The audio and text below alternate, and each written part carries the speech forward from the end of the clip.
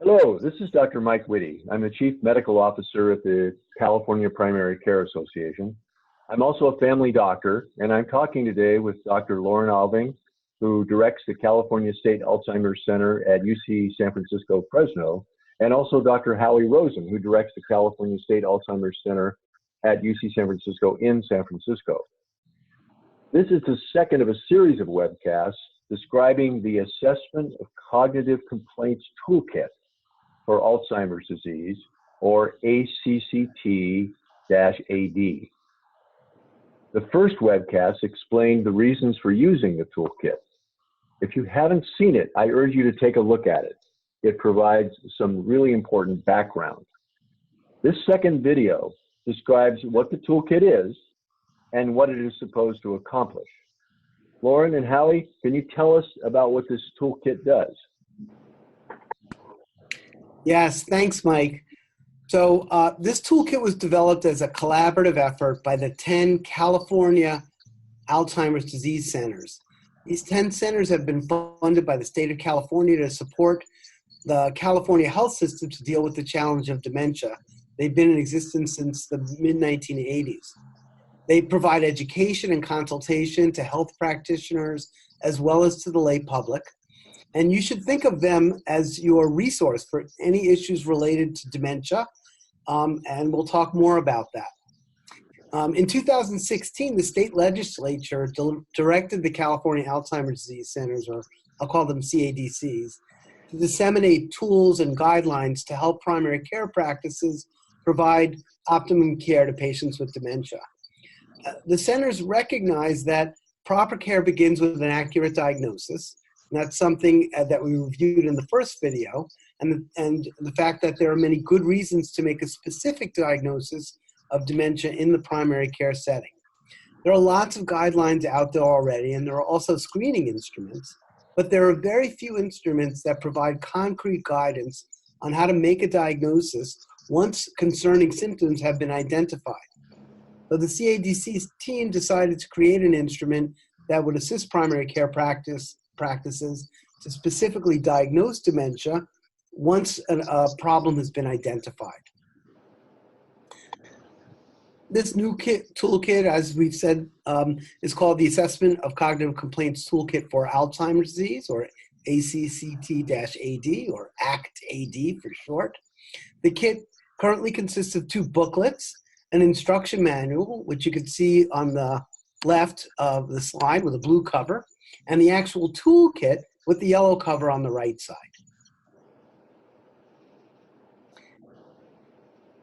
Would you like to hear more about the toolkit? Yeah, absolutely. That's really interesting, Howie.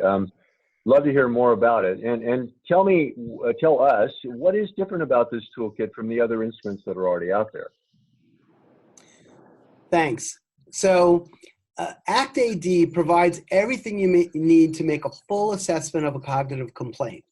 It includes a tool for brief assessment that allows the clinician to identify any significant complaints, but it also includes all the guidance you need to follow up on your own if you identify symptoms that are concerning.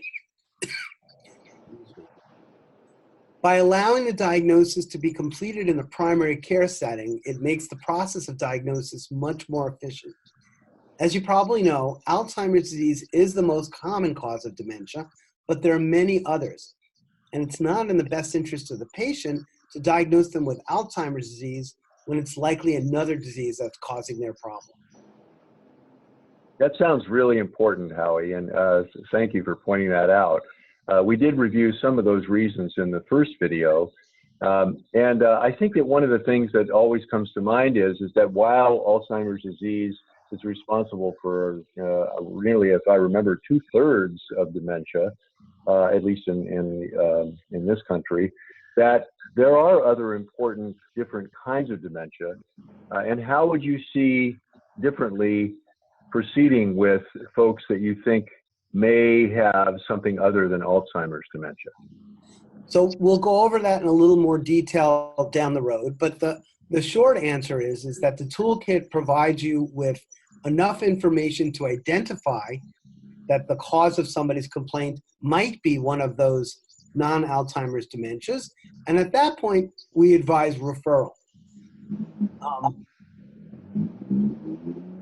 So I can go over that a little more if you want as we go forward. Thank you. Okay. There are plenty of guidelines and plenty of review articles that generally describe the different symptoms in all the different types of dementia.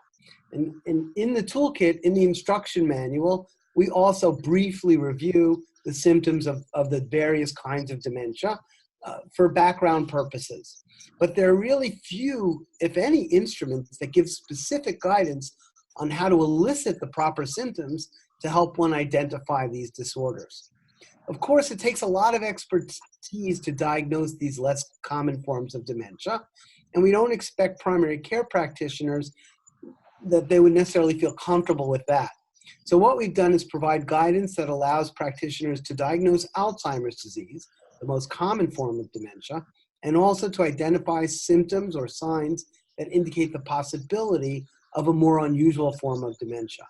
In that case, we recommend referral to an expert center, such as one of the California Alzheimer's disease centers, or to a community practitioner who feels comfortable and has experience evaluating dementia cases. So this slide reviews the overall approach that is laid out in the toolkit. You start out by eliciting complaints. And if there are no concerning complaints, then you're done. But if there are significant complaints, you go on to a full assessment, which you would usually perform in a separate visit. Based on that full assessment, you may end up still reassuring the patient and their family, or you might diagnose Alzheimer's disease, or you might uncover evidence pointing to a more unusual case of dementia. That sounds really helpful, Howie. Thank you. And how exactly does that work? What kind of guidance do you provide? Well, Mike, the ACCT-AD doesn't depend much on formal cognitive testing. Such tests can be misleading and they do require expert interpretation. So our toolkit relies on the tried and true method of diagnosis, which is a good history and physical exam. Our toolkit provides specific guidance on specific questions that experts agree are good ways of eliciting important symptoms that can influence the diagnosis. Since the main thing that makes expertise is judgment that comes from experience, we try to boil that down for the primary care practices. Our experts have asked these questions many times, and we often get very similar answers. The responses are frequent enough that we can anticipate them, and we already have in our mind how we would interpret these responses if we hear them. One analogy might be something that's familiar to many clinicians, that of a patient that comes in with chest pain. Generally, you have a bunch of standard questions that you can ask these patients, such as, does the pain get worse with exertion? Is it reproducible with chest pressure? Does it radiate to other parts of the body? And if you get a yes on any of these questions, it's going to definitely put that complaint in one category or another for you. For example, if it's worse with exertion and radiates to the left arm, and doesn't matter if you press on the chest, well, you're going to be worried about cardiac disease. And certain responses may be very reassuring, whereas others may be unusual, and you may say, this is something that's not cardiac, it's not something to ignore, but I need to make a referral. Very similar to the setup that we set for our toolkit when we ask questions about cognition and behavior. Some of the responses that we hear are going to be normal and don't worry us. Others are very characteristic of common syndromes like Alzheimer's disease. And others are going to be unusual and suggest the possibility of a less common form of dementia. In the toolkit, we review common answers to each of the questions and give an interpretation as to whether that is consistent with normal aging, consistent with Alzheimer's disease, or unusual and therefore needing a referral. I see. That's really helpful. Thank you, Lauren. Now, is that the approach you use throughout the toolkit? Some patients with dementia have very poor insight, and this becomes one of the issues that makes it very difficult sometimes to get a history, which I think is, you've alluded that, to the fact that history and physical are at the centerpiece of this kind of assessment through the toolkit, which I think is great. And I'm sure that primary care providers will find that very reassuring. But without the insight, are all of these questions intended for the patient themselves, or do you involve other people? So that's a great question. I also want to point out something about the points that Lauren made, which is we do recognize that when you ask questions, you may not get answers that fit into any of the types that we outline.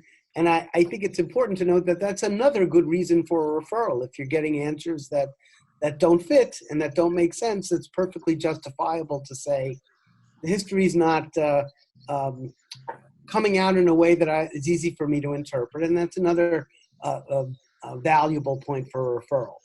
In terms of the questions you asked, first of all, how is this approach that Lauren outlined implemented throughout the toolkit? Yes, we implement exactly this strategy of guide questions and anticipated answers throughout the toolkit. On this slide, we're showing you the approach you might use for the Medicare wellness part of the visit. So you might implement this within a Medicare visit, or it might be that a patient came in for a visit and just briefly mentioned that they worried about their memory, and you might schedule another separate short visit to evaluate whether that needs a full assessment or whether it's, upon talking about it more, it's not that big a deal, and that you can reassure them. This brief assessment that we've outlined only includes 3 questions, one about memory, one about language, and one about mood and personality. And if all of these questions end up in the green interpretation, you're done asking the patient the questions, and you might be able to reassure them from that perspective. If they answer yes to any of the questions, then there are some additional questions we give you to figure out how serious the problem might be. You're right, though, that sometimes patients with serious problems have very poor insight and they won't be aware of their difficulties, and they could mislead you by saying that everything's fine when indeed it's not. That's why it's really part of this assessment that you need to ask a knowledgeable informant, like a spouse or a child. And so the scenario outlined earlier, if a patient mentions to you that they're worried about their memory, you might ask them the questions, but you would say, let's schedule a visit to talk about this. It might be short. But for that visit, I'd really like you to bring in a family member or a spouse. And if they can't come in, maybe I can arrange to call them. And once you do this initial assessment, if you feel that based on the algorithm, the problem merits further assessment, you would proceed with a full evaluation, which would almost always be scheduled on a separate visit. Well, that makes sense, Howie. Yeah, to be able to actually give that second visit the kind of time that it would need to be able to really get the information that it sounds like you're really trying to suss out. Now, if you don't have that reliable historian, like a spouse or a child or a close friend, where would you go? Where would you go next? It's a really great question, and it's a very difficult situation to deal with. So in that situation, we do recommend that if you talk to a person and the answers sound reassuring, that you still at least proceed with a brief cognitive screening test. In our toolkit, we recommend the mini-cog, which is fairly sensitive to dementia and is commonly used. It might not catch milder degrees of cognitive trouble, but it at least would alert you to the possibility of a more significant problem. If that happens and you decide now I need to pursue a full assessment, then we would advise you to try even harder to bring the patient in for a full assessment with the informant. If, despite your best efforts, you really can't get an informant and you're suspicious based on this brief evaluation that there's something going on, that's another good reason to consider referring, because that's a situation that even with expertise can be difficult to judge. Yeah, I got you there. I think that's something I think we can all relate to, where some of these folks are relatively isolated, and it makes it much more difficult to get that information. What would that full evaluation then look like? Mm-hmm.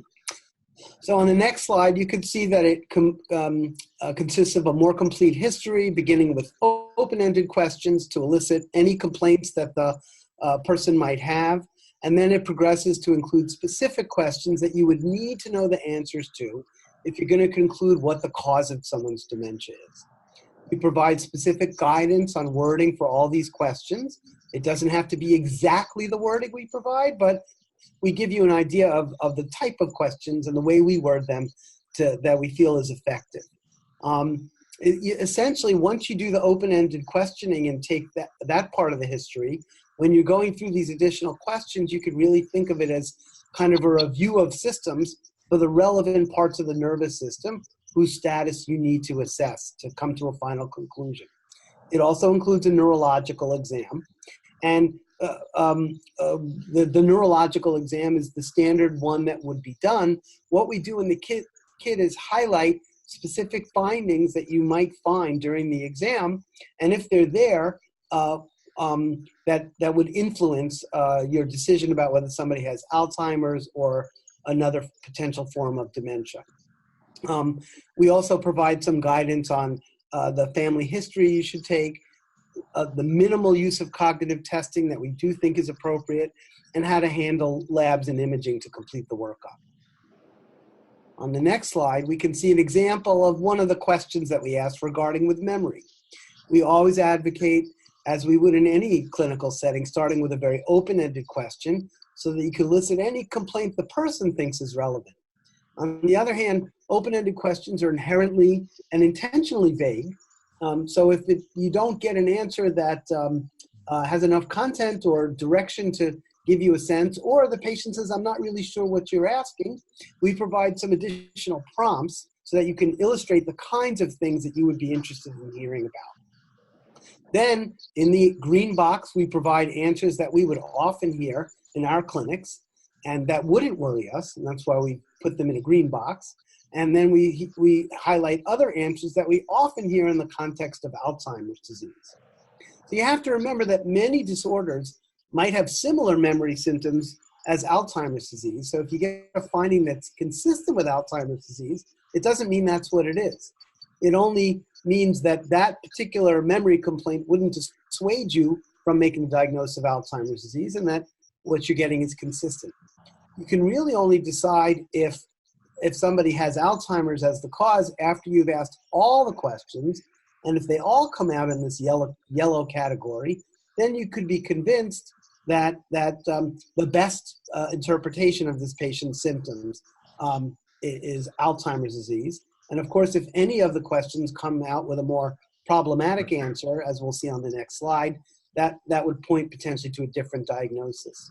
Just by way of example, on the next slide, here's another question that we ask about language. Again, it's open-ended, and then we have some prompts. And then there are answers that are normal, and some that we often hear in Alzheimer's. But here we've also highlighted that there are some questions in that red box that would be very unusual in Alzheimer's. And if you hear those answers, you would make a referral. We would advise making a referral. Gotcha. So you go through all these questions, correct? And so if you get several red answers, what is the next step? Mike, that is a good question. And any of the red answers may indicate need for a referral. And although we tell you what disease this might suggest, as you saw previously, we do suggest that you make a referral in these cases because the more atypical types of dementias are much more difficult to diagnose, even for experts. And so we also provide some guidance in exactly how to make that referral. Well, that seems really important, the guidance to how to make a referral, because that's often a barrier for us in primary care. Is that it then? Well, almost.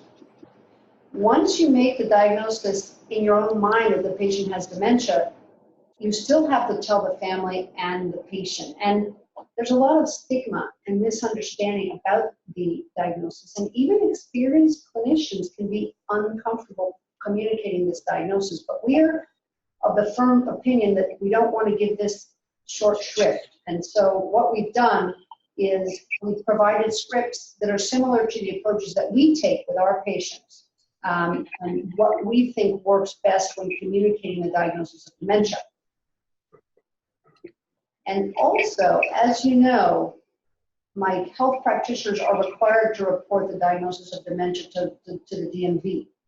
And I think that not all providers are completely familiar with the ins and outs of that, or completely familiar with the ins and outs of treatment. So we've provided scripts not only about diagnostic disclosure, but about treatment and driving and research participation as well. Just to give you an example of the script, this is a portion of the script that we have put out for the diagnosis of dementia. And at the bottom, you can see in the italicized part, this is an actual script that you can read to the patient. Up here are some bullet points that once you become very familiar with this script, you can just use that to refresh your memory and remind you of the key elements without having to really read everything word for word. Yeah, those sound like really good prompts. It does sound like it can take a while to ferret out all this information and communicate it.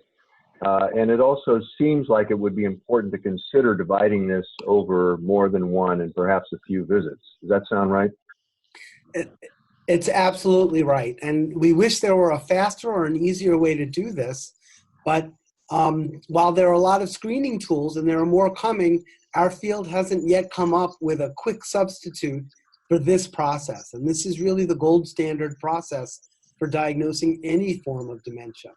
As we discussed in the first webcast in the series, referring everyone to an expert who is familiar with this process just is not a realistic solution because of the limited capacity in expert settings.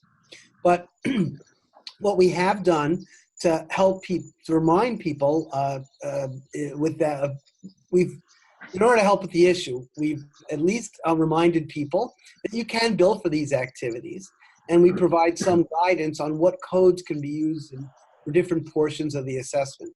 We try to anticipate various ways that people might organize their assessment, and we provide sort of billing approaches for each of these scenarios. And a perfect example is if one were to divide the full assessment among 2 or 3 visits, let's say, we lay out how one might bill for those visits. That's really helpful, Howie. Thank you. I think one of the things that sometimes we, out there in the primary care world, make some assumptions that folks in the academic world don't really get the fact that time is actually revenue, and even though we really want to do the right job, that when we're actually doing something that is not generating the kind of correct billing, then it's something that it becomes a serious cost often for our organizations. Right. So can you expand on how you would envision this then being accomplished in the setting of a busy practice? The current version of the toolkit really envisions a very kind of straightforward, classic physician or primary clinician-based approach, where the physician would gather and interpret all the information, kind of the way we learned about it in medical school. And I certainly think that experienced clinicians with other kinds of training besides a physician, such as nurse practitioners, physician's assistants, psychologists, social workers, they could collect some of this information. But I think it's really important to stress that this information has to be collected and interpreted by somebody who can exercise clinical judgment. And that it's not the kind of thing that you can ask an administrator or a similar kind of practice member of your practice to collect that information. We do recognize that it's a time commitment, and even with the billing, that it may not be easy to get compensated for all the time. But one way that we imagine practices utilizing this is that larger practices might commit 1 or more of their staff to do these kinds of assessments when they're needed for the practice. Or if several physicians in a community or practices in a community have some kind of relationship, they might agree that one practice will take on the role of doing these kinds of assessments for the community and then send them back to their colleagues. One of the other things that you have to remember is some of the more complex cases may not take that long, because if one or two answers come up relatively early, you can stop and just plan the referral and not necessarily go forward with the evaluation. I should also point out that there are many ways of envisioning how this work might be divided up in practices, and how one might use questionnaires and other ways to supplement this.